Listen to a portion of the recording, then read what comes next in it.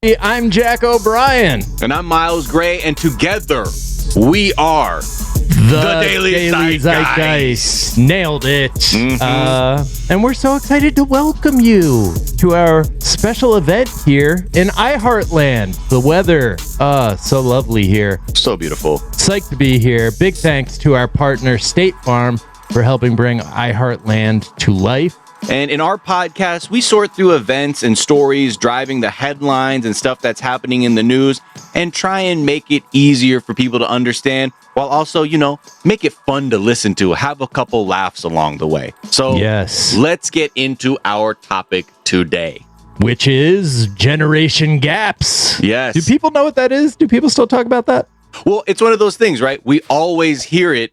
Maybe not specifically the topic of generation gaps, but there are so many things like when people say kids are lazy these days, they just want to be on their computer games and their social media phones and things like that. Hey, youngs out there, have you ever heard that before? But that's where there's something wrong with your generation? Right. That's where I think we really see the sort of difference in generations kind of prop up in our day-to-day lives. That's where we hear about it, and that's where it's usually expressed in those kinds of sentiments. And we heard the same thing. We're a little bit old. I'm 43 years young. I'm way younger. I'm 39, y'all. So, I'm basically Miles just turned his hat around backwards. Yep. But back many decades ago when I was a kid, I was hearing the same thing. I'm sure you were hearing the same thing. Oh yeah. Why are you playing video games all the time? Was always what my mom was saying. Or all you want to do is read comics and listen to your Walkman. Yes. And it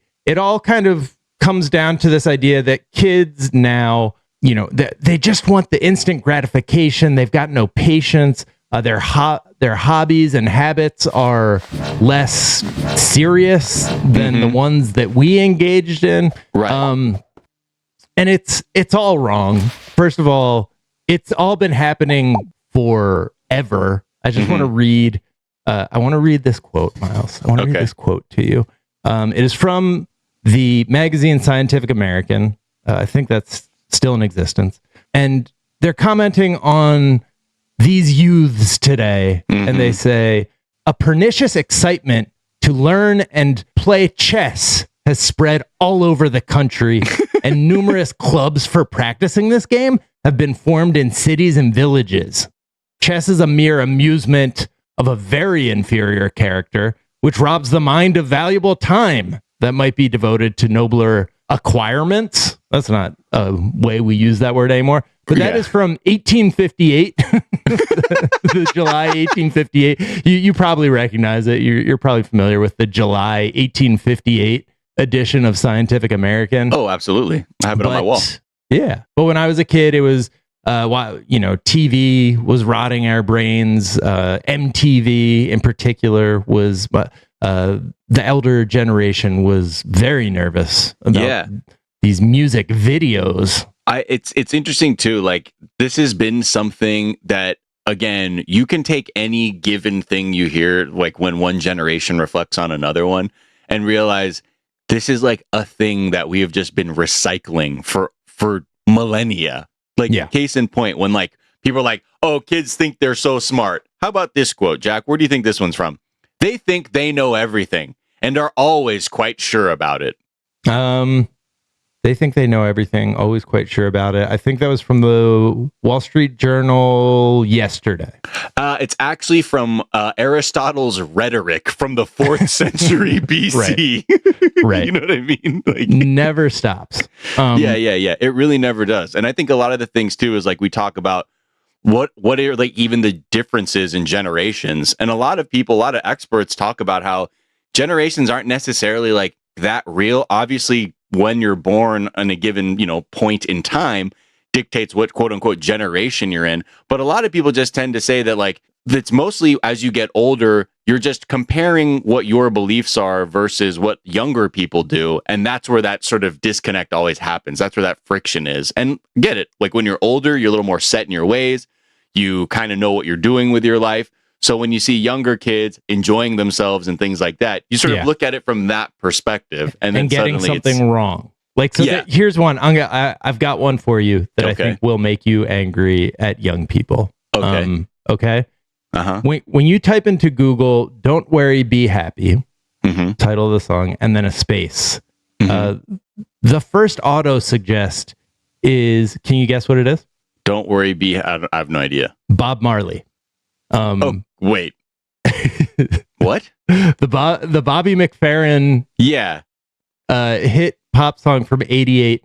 The hive mind, the youngs who weren't around when that came out, have just come to the assumption that that is a Bob Marley song. There are multiple YouTube videos of that song just played over a still image of Bob Marley, being like, Bob Marley, love that guy. Listen to this song. These wise words. There's also, when Titanic was re-released, there were a bunch of tweets from younger people being like, wait, the Titanic is based on a true story? Are you kidding me? Yeah. And these are things I'm pulling from like 2014, by the way, which is the last time I looked into generation gaps. But broadly, there's just I see where the older generation starts to get their ideas that like these young people, because they just like don't have access to the same information that previous generations did, because and this hurts to hear, they don't care. They don't care. They don't have a reason to care as much about who's saying "Don't Worry, Be Happy," because they weren't there when that was a hit song. Right. And so I don't know. I understand that dynamic of where the belief comes from. I do want to tell young people how wrong it is. Right. So wrong. It's like proven statistically year after year. When they started testing IQ scores in the early 20th century, and the IQ score, obviously very problematic, has a lot of problems, but just overarching, they have found that every like 10 years, so the way they come up with the IQ score is they will, give it to a bunch of people, see what the average score is, and make that average 100. And when they give old IQ scores to people, like if they give IQ scores from 1942 to kids from 2008, the average score is 14 IQ points higher than it was in 1942. So it's kids are just getting, and it's not like they're not better people. They are just more complex thinkers because they're having to live in a more complicated world than previous generations. And it's just the exact opposite of what you hear every day in the news, that they're just like slow and they don't care, and they all just are on this technology stuff. Like there's even like there's so many quotes that are just like this about like it's affecting their decision making. How about this one? They have trouble making decisions. They would rather hike in the Himalayas than climb a corporate ladder. They have few heroes, no anthems, no style to call their own. They crave entertainment, but their attention span is as short as one zap of a TV dial. That's from the year 2001. Wow. And we will continue. Written by somebody clearly in their late 70s. One zap of a TV dial? Yeah. There's also like this thing too, right? Of like the idea of how, our memory of the past, like, when we think about, when we reflect on, maybe like I will reflect on my childhood, right? So I grew up in the 80s and 90s. If I try and bring up a memory from then, a lot of it is just there. It's biased because we have imperfect memories, and they tend to just come together in ways that we sort of want to remember things. So that also helps like to reinforce an idea of like how, especially adults, like there is like this sort of tendency to always say, yeah, the past was better in my day. Oh, when I was a kid, things were so much better. And that's also another reason why we tend to sort of bring back up this sort of generational, I don't know, bias or, friction that people have. It's also because we're just remembering things from our past in a little bit in a rosier way. So it can make things like the present seem a little bit different. It's like the David Foster Wallace essay of like, this is water. Like this is the substance of everything around you that you like don't even notice, but it's speeding up. It's getting more complicated, and it seems imperceptible to young people and people who are immersed in it. But to the older people who write op-ed columns, it seems scary. And yeah, totally. It's so like they're going to write that it's bad. It's like the difference if you like grew up playing pinball all the time, Right. and then suddenly you're seeing like Fortnite or Roblox, and you're like, "What is going on?" He's like, how do you even make sense of this?" It's like, well, at the point where I'm alive, this is the norm for me, and we're just more adaptable to those kinds of things. And by the way, pinball was seen as like a very scary new technology when it first came. They were like, the Who, like a rock band was like, he's a pinball wizard. Like, watch out now. This guy's tough because he's good at pinball. Right. Like, I mean, it was like banned in New York or something too. Like, you're just like, it's all the pinging and the zinging. Like, people were so upset about kids' minds. Right. But again, I think it's also to do with like the idea that just always there is this sort of like look at like the youth and not understanding their place in time and also our own, because even like people who are experts in the development of like the mind of a child are also not always getting it right. There's this thing called like the marshmallow test, right? That they use to see if a child would like delay gratification. I mean, or do you have the ability to be patient and the ability to delay getting a prize so you can enjoy it later? So that usually the test goes, someone will offer a person a marshmallow and they say, you can have one marshmallow right now, or you can wait a couple minutes and I'll give you 2 marshmallows. What would you like? And they leave you in the room with the marshmallow. Right.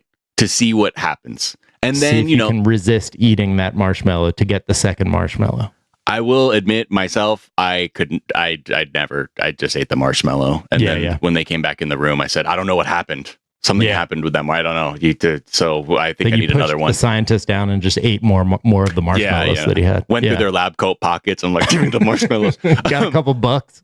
Yeah. But like, so, there was a person who did like, looked at like this test has been done for like 60 years and was looking at like the test scores to see like, okay, are kids becoming more patient and learning to delay gratification?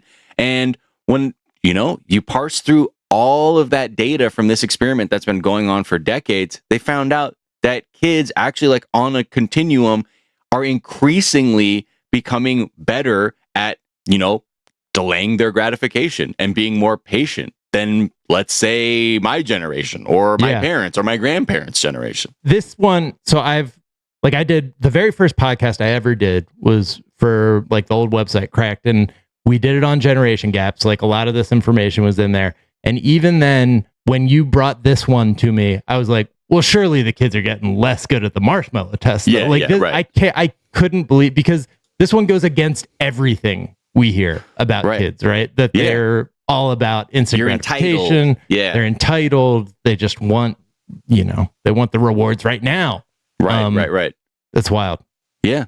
So I think another thing that happens over time, obviously tastes change, but I think like there are some things that hold up less well than other things, like from generation to generation. I think comedy in particular, like changes more quickly just because there is like a physical kind of component to it, a physical reaction to it. I'm just wondering, like, is there a thing from a previous generation that everyone swears is brilliant that you don't get? I feel like that way about like sci-fi films from like the 60s or 70s. That's something I remember when I was like really getting into like science fiction. Like my dad would be like, "Oh, you're going to love this movie." And I just remember being like, it's, to my kid brain, I'm like, it's black and white. Like, no way. Well, like this is future's not going to be black and already white. I'm checked out because what I'm used to and what I'm expecting from a media perspective isn't that. And I definitely, let my dad down that day when I said, I don't think this is cool. And it turns out, I think I might have been right though. Yeah. Yeah. Well, because I think all of those, like comedy is built on top of previous comedy. Like I feel like Chris Farley was built like, on Belushi. On Belushi. He like had experienced John Belushi, loved John Belushi, and like kind of digested and formed his entire persona out of that. Obviously everybody listening now remembers the late great Chris Farley. You kids remember. So who is another comedian you've probably never heard of. But yeah, in the same way, like Star Wars was like, okay, what if some of those things from the previous what if samurai movies had spaceships? Yeah. And what if like those stuff from your sci-fi movie looked like people actually like lived there. And right, what if the spaceships were like kind of dirty sometimes and not just didn't look like toys on the end of strings? Yeah. Anyways, so to summarize, Miles. Yes. Do parents understand? I would just say in the iconic words of Will Smith, parents just don't understand. Yeah. But that's okay, because guess what? We're all getting smarter, and eventually and then it'll be your turn, the listener, to look at the kids when you're older and say, these kids don't know what they're doing. And then this cycle will never end, because that's what it's like to be a human being. All right. Well, thanks for joining us for this little talk and this episode. You can find us on wherever fine podcasts are given away for free. Yeah. The name of the show is The Daily Zeitgeist. Yeah. Stop by. And we'll see you there. Bye.